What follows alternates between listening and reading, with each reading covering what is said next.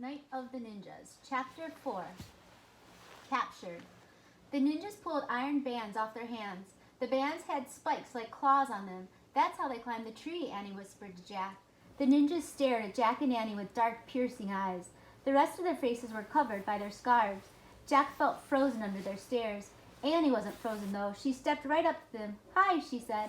The ninjas didn't say hi back. They didn't move at all. They were as still as Jack. "We're trying to help our friend Morgan," said Annie. She held up Morgan's note. The tall ninja took the note from her. He looked at it. Then he gave it to the short ninja. The two ninjas stared at each other. Then they looked back at Jack and Annie. Finally, the short ninja nodded once. He put the note into the pocket of his shirt. "You can help us?" Annie asked. Neither ninja spoke. Jack wished he could see their faces. He couldn't tell what they were thinking. The short ninja tossed the rope ladder back out of the treehouse.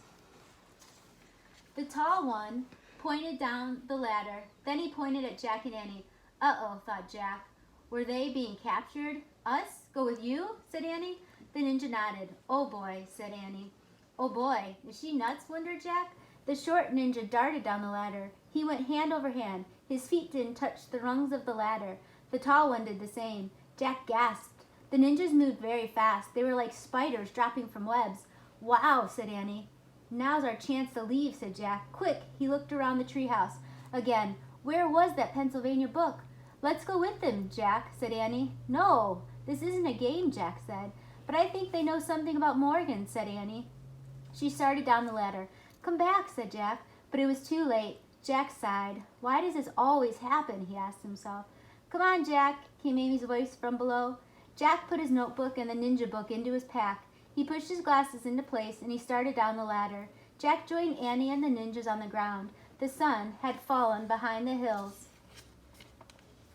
The sky was streaked with red and gold. The mouse peeked out from Annie's sweatshirt pouch. "Don't be scared, Peanut," Annie whispered. "We'll take care of you." Great, thought Jack, but who's going to take care of us? The short ninja held Jack's arm in one hand and Annie's arm in the other. He led them through the twilight. The tall ninja walked behind them. "Where are we going?" Jack asked. The ninja stopped near the rushing water of the wide stream. The water roared as it raced downhill. The short ninja looked at Jack and Annie. He let go of their arms. Then he pushed them toward the stream.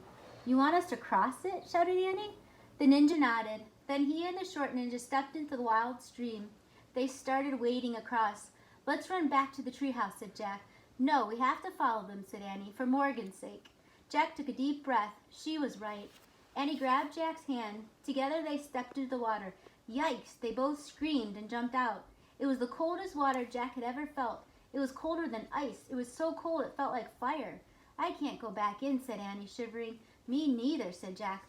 "I'll have a heart attack." The ninjas looked at Jack and Annie. Then they turned around and came back. The tall ninja grabbed Jack. "Help!" Jack cried. But the ninja lifted Jack high into the air and put him on his shoulder. The short ninja put Annie on his shoulder. Then the two ninjas stepped into the stream again. The icy wild waters twirled around them. It went up to the short ninja's waist, but the ninjas moved through the stream as calmly as two sailing ships. Chapter 5. What is going to happen next to Jack and Annie?